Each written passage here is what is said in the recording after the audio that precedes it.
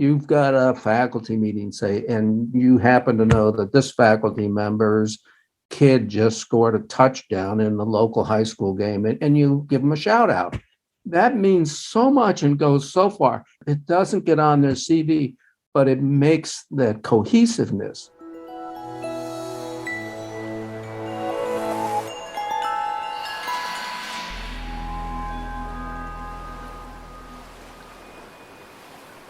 Hi, everybody. Kim Skorupski, your host from Hopkins, and I'm looking at Dr. Peter Densen from Iowa. Hi, Dr. Peter. Hi, Kim. Thanks so much for inviting me on your show. Well, I have to thank Dr. Rachel Salas, our professor of neurology, who does sleep disorders. She's just a real creative, energetic genius here at Hopkins. And Rachel said, you have to interview Dr. Peter Densen. This guy is a genius on coaching and leadership, and he's an absolute shoe-in for really contributing to this podcast. So I have to thank Dr. Salas for getting Dr. Densen here. So Dr. Densen, will you please tell everybody who you are and what you do at Iowa? Well, boy, I don't know how much time you have for that, Kim, but I'd like to give a shout out to my starting my career at Hopkins as a medical student and a resident there on the Osler service, and how much I owe in my career to my time at Hopkins. I'll skip all the little interim steps that got me to Iowa, but I've been in Iowa now for almost 40 years. About 50% of that time has been in higher medical administration as first dean of students of curriculum, head of medicine, and then as the executive dean for the college. And when I was the executive dean, we were hiring a lot of different people, and some of these people needed coaching, and I got interested in coaching, and I've always been interested in mentoring, and it gives me a lot of pleasure. So at some point in that, I decided that I'd had enough, and I went into part-time work. And as part of the part-time work, I continued coaching, and one of my colleagues gave me a book on transitions instead of the usual kind of, funny gifts about here's some depends in your retirement and that kind of thing. And it was the usual kind of thing, when you retire, you got to have a hobby. You can't just have nothing. Don't make any major decisions in your first year. But it got me interested, and I started going down the transition rabbit hole and getting into what's known about transitions in the literature. And I saw that what I had previously thought were very independent kinds of interactions when I was helping students or helping trainees or division directors, department heads, and deans in this coaching process, I didn't really see much of a connect, but the transition theory sort of provided the connection that I was looking for mainstream. That's really great. So I just want to preface my question, because I'm going to ask you to tell us about transition theory and the major components of that framework. But I have to do a shout out to our dean, Paul Rothman, was at Iowa. I lived in Chicago and did RAGBRAI, the Register's annual Great Bike Ride across Iowa, and fell in love with Iowa and all the pork chops and corn on the cob and the Field of Dreams. And so it seems like everything good comes from Iowa. I just can't help but start there. So that said, that off my chest, what about transition theory? Tell us about. Well, I can't really talk about transition theory with that kind of transition from you. I know, drop the transition. I mean, because Paul Rothman followed me as the head of the Department of Medicine. Then he came into the dean's office, and I worked for him. I was his executive dean. And Paul and I are great friends. And in fact, he's the one who introduced me to Rachel. So that's going around the circle kind of thing. Small world. Yeah. So what was your question again? Transition theory. I mean, tell us something, the core components of this. What really got you, stuck on this transition theory, and how does it make sense to you? I want to learn more about it. Yeah. So a lot of my mentoring and coaching work has been done with leaders. And I've learned that although it may differ from one institution to another, people are chosen for leadership positions or position meaning.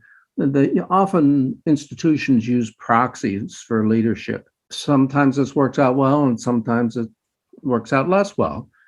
And what I learned from that was that when the proxy is not accurate, that coaching can be very helpful in reorienting individuals and saving their careers, so to speak. And part of that disconnect can be both from the individual and from the institution's failure to recognize that assuming a new leadership role represents a transition.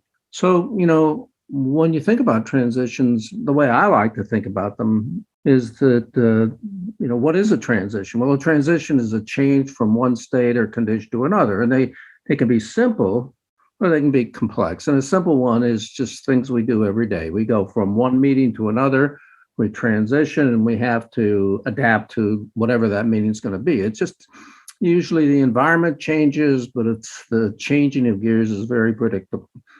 But the kind of transition we're talking about is a transformational transition. And in this change, it's not the environment that's changing, it's the person who's changing. And the environment can stay the same or it can change. And, if you really want an example of this, being a chem major, then, physical chemistry, I like to think in these terms. And so it's ice to water and water to water vapor. So that's where I've started, the transformational kinds of transitions. They're really interesting, and they involve reorientation and redefinition for the individual and the institution. They involve cognitive, emotional, and psychosocial and behavioral adjustments. So that's what makes them complex. And from a coaching standpoint, or helping people succeed, that's what makes them so fascinating. And the three phases that from where I come from: an ending, a period of uncertainty, and a new beginning. Is that your understanding too, Kim? Because I gather you know something about these things. Well, I've not thought about it in those, discrete kind of stages, and ending, a period of uncertainty, and the new beginning. So this is a new way of thinking about, the transitions. But, as you were talking, I'm putting myself in the shoes of leaders and the shoes of faculty members, and thinking about the various transitions across the life course of an academic medicine faculty member.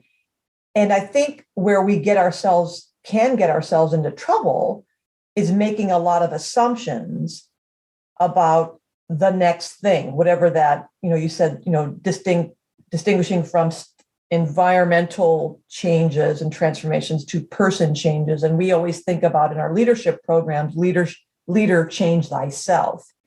And I'm seeing the challenge of that transition is making assumptions that either I don't want that next thing because that does not appeal to me, without recognizing that I can get to that leadership position and change it into what I want. So seeing something as it is and assuming that that's the way it must be, or the flip side of a possible transition of thinking, oh, that's an easy thing, I can do that, no problem. And that level of arrogance of making an assumption that there's nothing to that, without realizing the hidden iceberg underneath that, say, leader position of like, oh, I can do what Densen does. That seems pretty easy. Look at him. It's like water off a duck. He got that. And then you get into Peter Densen's role and you go, oh, I had no idea it was this difficult. So that's what I'm thinking when you're talking about transitions of the complete, opposite ways of people that we can respond. So many ways we can respond to transitions. Yeah, it's the latter one. I think you pegged that correctly. But just for the sake of making sure I've got understood what you said, how about if you tell me the first way at which you were looking about that? How about repeating that so we're make sure we're talking about the same thing? Right. So I think sometimes when I'm coaching and mentoring early career faculty members, and we're having conversations about the next steps, they tend to think, oh, I could never do that. It's a social comparison thing where they will, I'm not talking maybe necessarily about promoting to the next level of, say, from an assistant to an associate professor to a professor, because this is a different conversation, but we can assume that the faculty members understand what are the required elements of getting from assistant to associate professor. So say, let's put that kind of a transition aside. I'm thinking a transition to a new leadership role or running something, and they'd say, oh, I could never do that, or I don't want to do that thing because that looks like a horrible job. It's too much responsibility. It's too complicated. It's a lot of the stuff I don't want to do or I'm not skilled at doing. So sometimes faculty members will dismiss an opportunity based on their assumptions of what it is and that it must always be that way, versus saying, well, Kim, are there other ways of seeing and framing and changing that position? Could you take over the fill in the blank fellowship, being the fellowship director, running a new center, creating a new program, and do it differently? Could you maybe take Peter Densen's job and get a team of rivals together and turf things and triage things and reimagine? And then you kind of open your eyes and go, oh, it's not what is, but what could be. So that's kind of the flip side, I'm thinking. But I have seen the other complete opposite end of the spectrum where people think, oh, I could do that, no problem. And I'm thinking, no, you can't. You have no idea.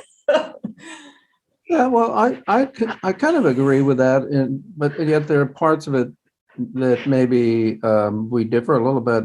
You know, I like to frame this as you have is, you know, what's it like?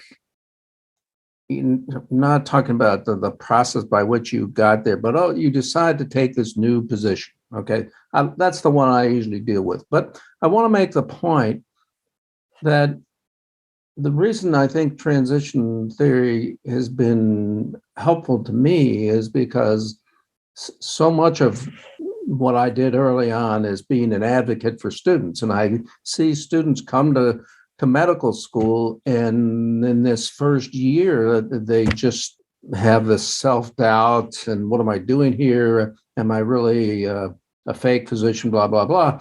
And yet they're all very well qualified. And that's a transformational change for them because they're even though they're still a student, and that's what they look at themselves as. I was a student in college and now I'm a student in medical school. It's the same thing. Well, but it's not the same thing. And getting them to recognize that part of what they're feeling and what they're going through when they're struggling is this transformational change. Mm-hmm. And that link is the same kind of link that we talk about. So, you know, Paul Rothman would differ in this, and he and I'd argue about it. But when he came from Columbia to Iowa, he's changing his geographical and physical environment. He was moving up from being a division director in pulmonology to becoming chair of the Department of Medicine. And then while he was at Iowa, he went from being the department chair to being the dean. So each of those was a change. One was a change in geography and a big change in responsibility. But he went to a new institution and had to learn that stuff there. And then he knew the stuff and he became the next level. Some people, so at some point, just focusing on Paul for a minute, he decided he was in a leadership track. And how he got there, you know, is a little bit about what you were hinting at, but that's not really what I'm focusing on. We could talk about that, but I'm talking about people like Paul who have already made their decision. You don't have to try and say, have you considered the possibility that you might want to be a program director?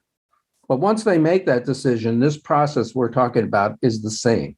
Mm-hmm. You know, the elements of it are the same. The details will change with each individual.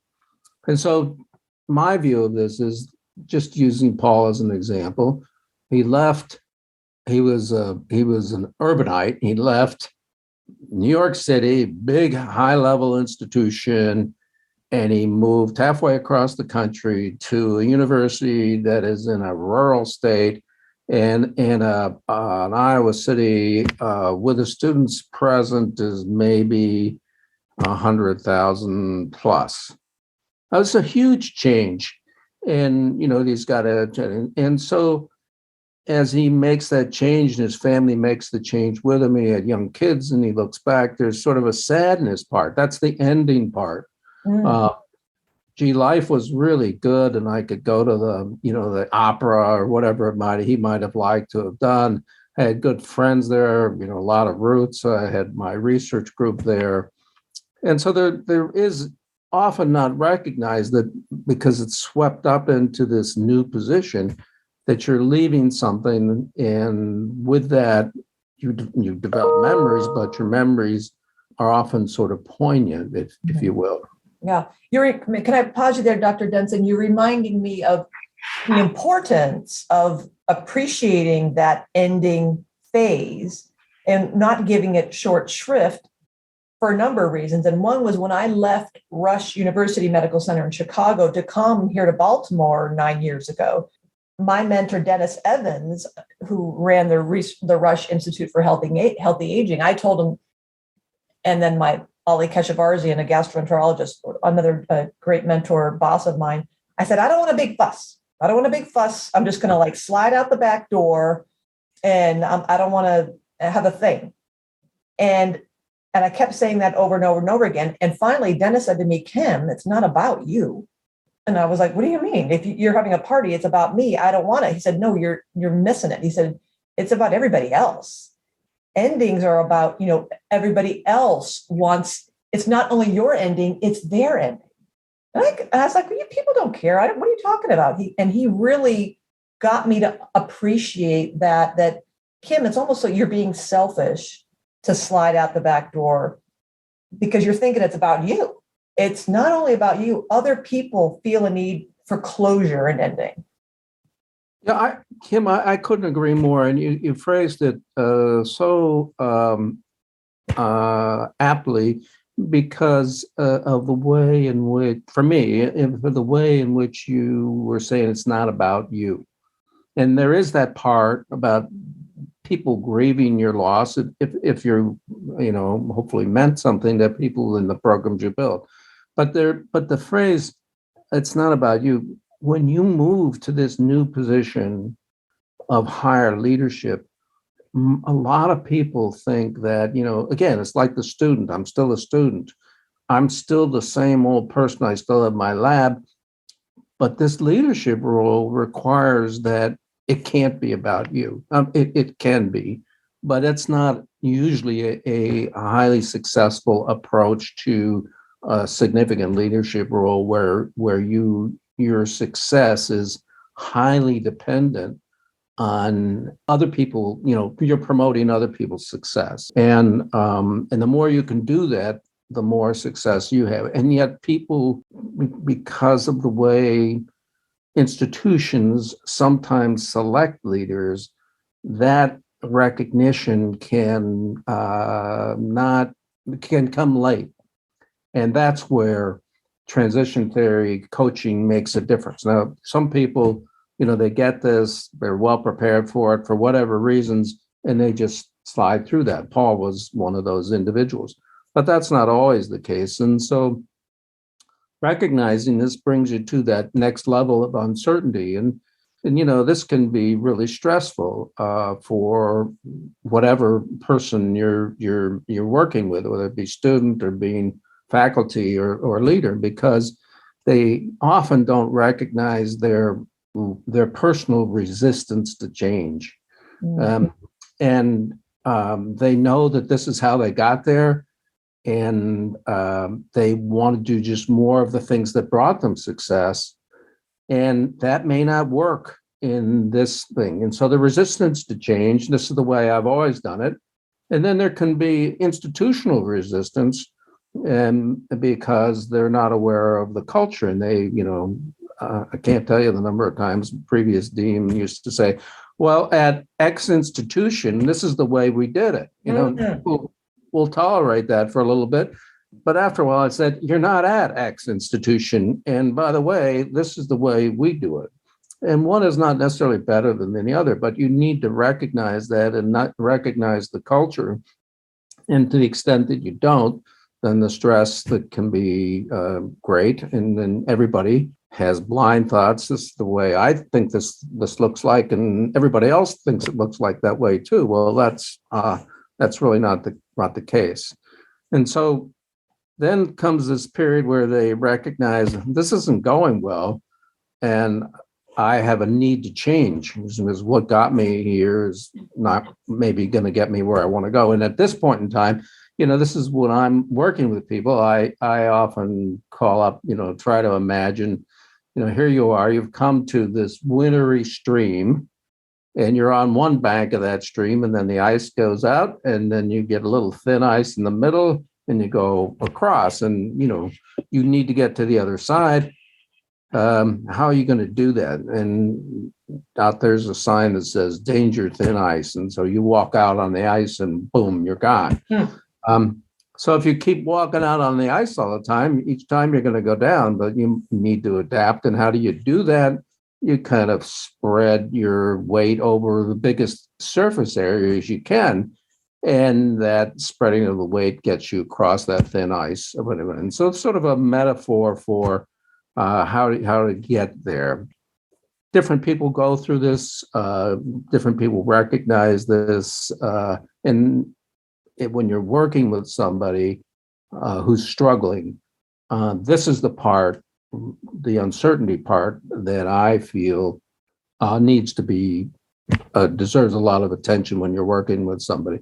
What has your experience been? Well, Peter, I love what you're saying, because I just got certified as a coach through the College of Executive Coaching, and here at Hopkins, I'm starting some new small group coaching program to try to reach as many faculty as possible, since we have over 3,000 faculty here at Hopkins, and we can't do one-on-one with everybody. But I'm reading and rereading this book, What Got You Here Won't Get You There. All right, I've never seen that. By Marshall Goldsmith. So when you, Peter, said that, how successful people become even more successful. And I love this, you're stressing this uncertainty, because I think many of us, especially in academic medicine, do and can argue coherently that, well, you're going to tell me that what I'm doing is not going to get me to the next level, when by all objective measures, look at my CV, look at my hundreds of papers, look at my dozens of grants. I've been funded my entire career, and all my awards and accolades. Naturally, what I've been doing in the past has obviously worked for me. Thank you very much. And then there's that moment when there's the next opportunity, there's a transition. And that's where we see the Peter principle. People, get to their level of incompetence, because they're not going to get promoted anymore, because they reached the top of their own. They've leveled out, because they failed to recognize what got them there is not going to get them to the next step. So that uncertainty, that doubt, that moment of, whoa, wait a minute, is there something more to learn here about me or them or this culture or this institution or this challenge is the moment of, okay, game on. Are you going to grow? And as you gave that beautiful metaphor of the ice, I'm imagining, someone just saying, don't jump up and down by yourself and fall through, but rather spread out. And to me, I was picturing that kind of the tendrils of getting thinner and broader, and asking for help, and recognizing that there's wisdom out there, and that it's not all inside. And I don't know, does that sound crazy? No, I think you've got it, and it sort of leads right to the next phase. But I would like to say that, as part of what you're, I just love the way you encapsulated it. But part of that, to get to that next phase is that recognition that change is needed, and that produces a motivation in oneself. Without the person's desire to change, it's going to be the Peter principle, and I think that's a lot of what you're saying. And once that person recognizes that, they can be filled with a sense of curiosity and excitement, and then embracing this new journey, and that's where their excitement and fun comes, and where their great growth grows. And as a coach, you can at that point just sort of begin to put a few things in front of them, and then you just stand back and let the world take over and say, that was fun. Talk about these, tendrils reaching out, these neurons with all their touching base with different neurons. I think that's really an important aspect of the strategies that you can use with somebody as they're moving out of the uncertainty into this last phase of a new beginning. And that's just connections, you connecting to you're head of a department or you're head of a residency program. But there's so much you can learn from your peers who are heads of other departments or other residency programs, whatnot, and embracing those connections, and not as opposed to, gee, I'm going to be a better department head than you, kind of thing. And there's so much wisdom there. And then that allows you to adapt and create. And of course, no leadership position, no leader is highly effective unless they can communicate clearly about where they want to go and get people excited on that journey. But at the institutional level, I've seen this too, where people hire, okay, we want, I saw one example of this that was kind of shattering, if you will. They hired somebody and, who knows exactly why the person was hired. But in this case, it would be a diversity of some sort. And they hire a person and say, okay, now you're there. You're our diverse person, and we expect you to succeed. And then they kind of walk away. And that's, I think institutions need to recognize that what they just did was create a transition. And yes, the person needs to make that transition, but there are things that the institution should do to help that transition. And after all, nobody wins when you hire somebody and then you have to repeat the search in another 6 months or a year. So recognition that you put them in a transition, and then you can facilitate these connections and the mentoring or whatever those things are. But both sides have things that they can contribute, and we all want, it can be a terrific waste of institutional time, effort, and resources if you don't recognize this and invest in people's success right from the beginning. After they've made this transition and you're pretty sure, then you can go on to the next person. But yeah, what are your thoughts on that? Well, Peter, this is so interesting because I think I'm imagining what you're saying. This institutional investment it's not even at like a search committee one-off agenda item level. This is, to me, this investment, it seems to me that it needs to become ongoing, built into the culture of an institution, that because this is probably a non-recursive model, that even within a person, ending, uncertainty, beginning, that there are feedback loops there that keep going and going and going. So that one, it's not like you said, you get a leader, you recognize a transition, you prepare, you invest, you coach, and then, okay, good, wipe my hands. Next leader, yes and no, because that leader, there's a maintenance. There's a process that is ongoing because that leader will be faced with, in the course of the new job, all their endings. There could be global pandemics. There are financial crises. There's faculty turnover. There are all kinds of endings and beginnings. So we can't just like take our finger off of that and turn away from that kid. Well, that kid graduated from high school, so he's done. Next, that daughter just finished college. She's good. Check her off the box.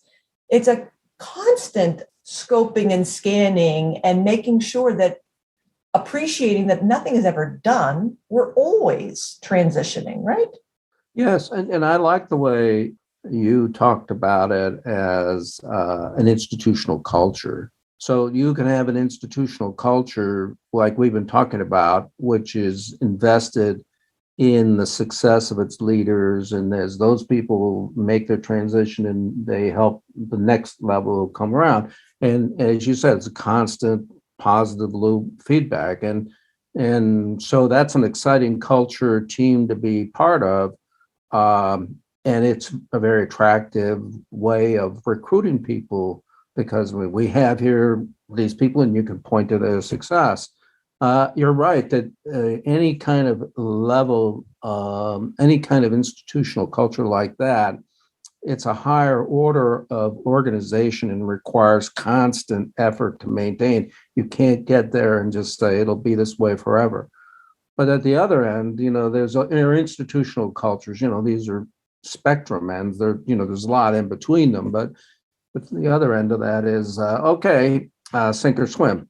Here you are, deep water. If you make it through, you'll be a great leader, and we'll love you to be here forever. But if you don't make it through, we'll just find somebody else to jump in the deep end. Yeah. And we're going to make it interesting. We're going to chum the waters and not give you a life preserver. So you better start a swimming because here comes the chum.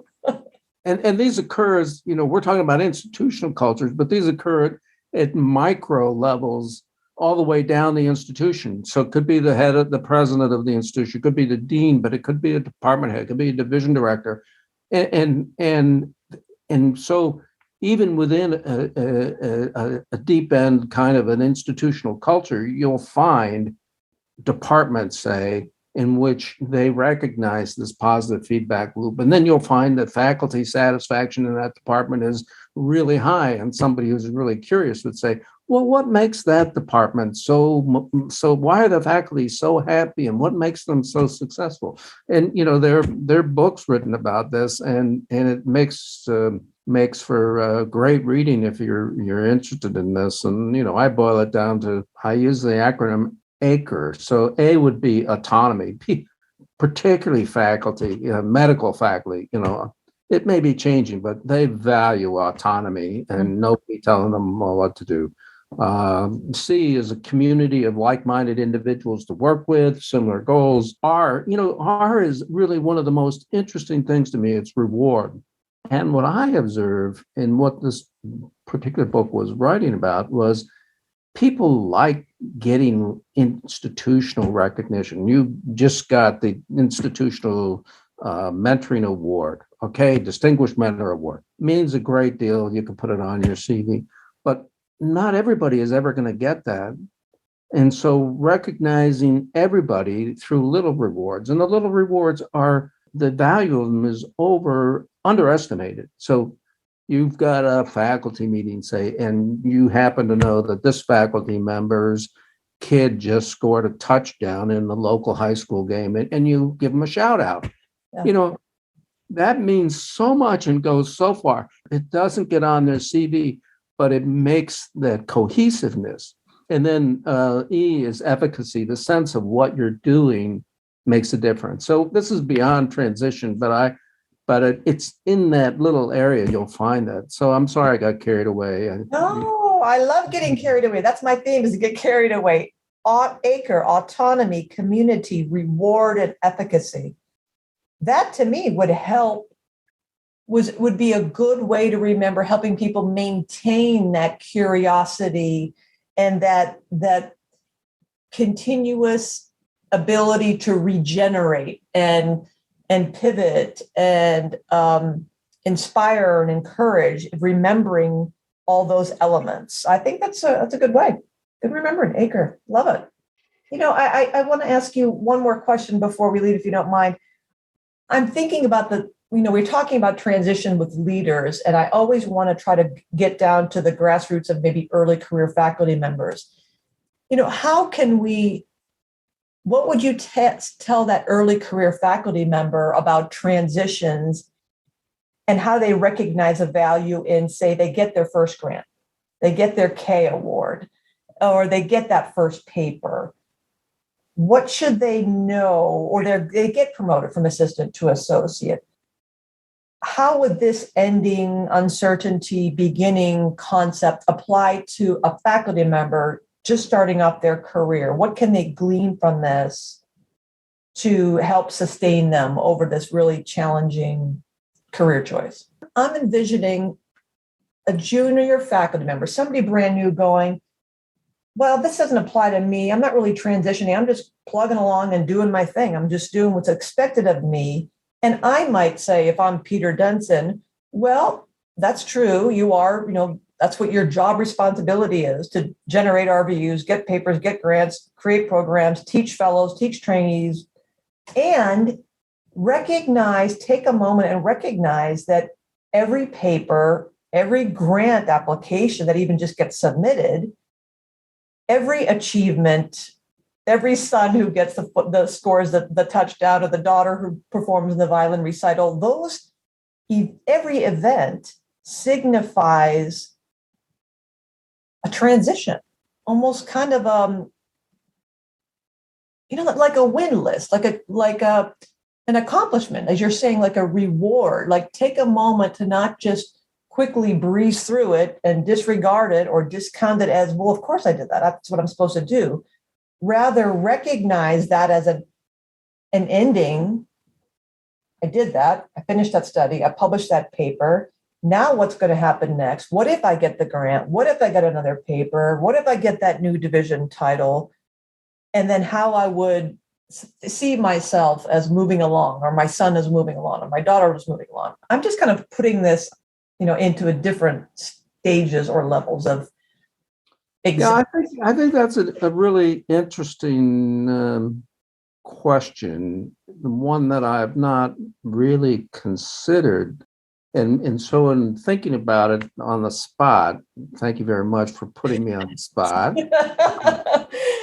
This is what we do. I think back to where I was when that, what was happening the day that, and I kind of remember this, that I suddenly decided I wasn't just this faculty member chugging along, So I would say maybe the one thing that I haven't thought about before is that when you make a transition, you're actually, it's kind of like what you wrote me about, or I listened to on one of your podcasts. It's like no is a decision. Mm-hmm. Yes is a responsibility. So in this case, getting your grant is a yes, because with it comes a responsibility to actually do the work in order to get your grant refunded, or to answer this question and get people to work with you, get another grant.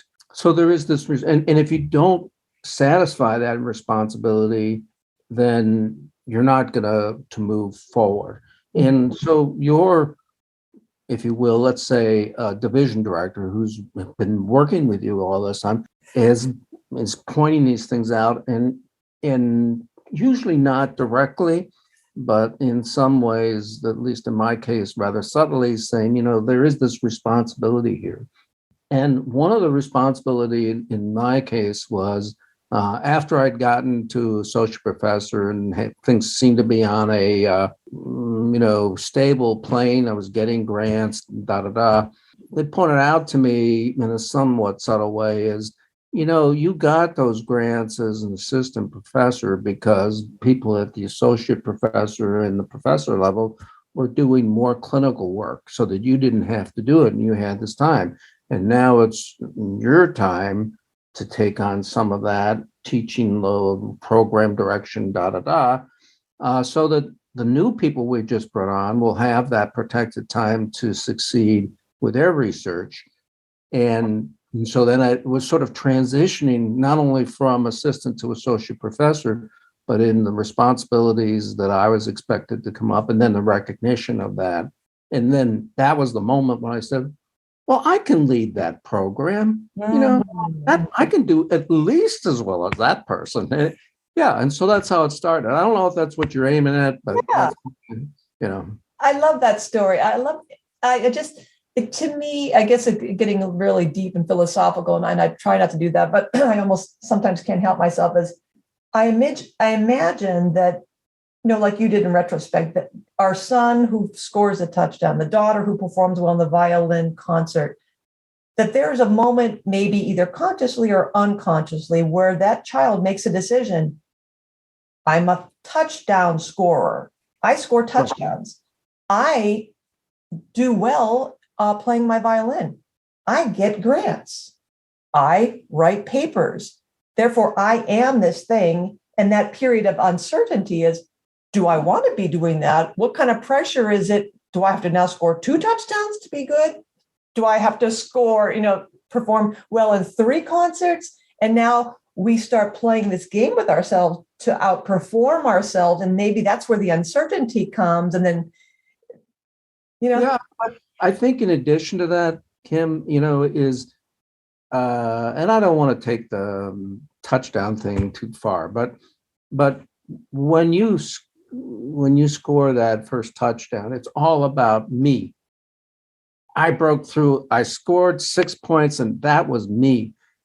But when you move to the 3 touchdown level or whatever, if you do that, it's not just about me, it's my responsibility, and it's about the team. Yes. You're going to win a game. That's the multiple people working on a grant or paper, blah, blah, blah. And that is the personal uncertainty transition that we're talking about, is moving outside yourself to looking at the world from how other people might look at it and trying to work with it. And for me, that's where the fun is. Peter Densen, I think we should end there because this has been a really great session. And Rachel Salas is right.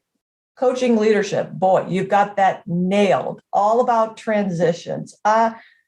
See, we got great guests here on the podcast, folks. If you want to be a guest or know somebody that we should talk to on the podcast, please email me at facultyfactorykim@gmail.com. That's facultyfactorykim@gmail.com. Peter Densen, would you like to leave us with any parting thoughts about this great session today? Again, thanks so much. Well, Kim, yeah, I have to say I didn't know what this would be like. I've never done anything like this. It was transition for me. And I was looking at the clock on my computer at 12:10, and I was thinking, oh my God, how am we going to get to 12:20? And here we are, 12:40, and I still think we're having fun, and I had a great time and great getting to know you.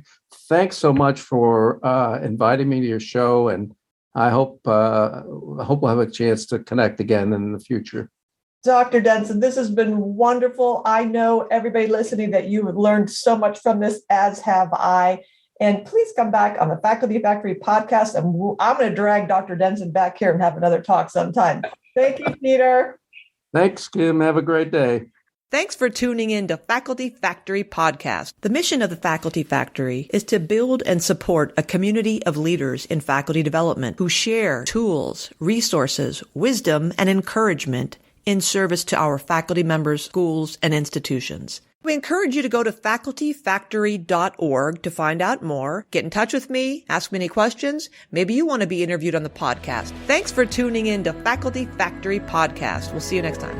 The Faculty Factory podcast and website is sponsored by the Johns Hopkins University School of Medicine Office of Faculty. For more information, visit facultyfactory.org.